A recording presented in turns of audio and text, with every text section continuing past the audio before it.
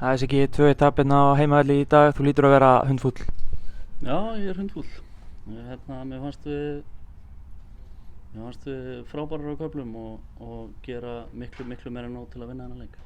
Rétt segja, þið voru miklu betri frá nánast upphafi leiks, haldið boltanum miklu betur, það vantaði eitthvað að ná síðasta þriðjung hjá okkur, sérstaklega í seinni hálfleik fyrir.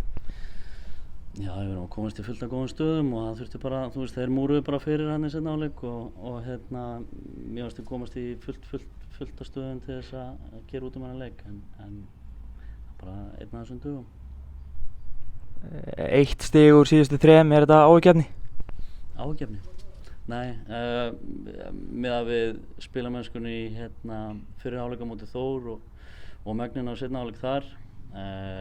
Við erum ekki góðir á móti Vestra en mér fannst við frábærir í dag, þannig að ég hef engar áhyggjur. Herru, takk.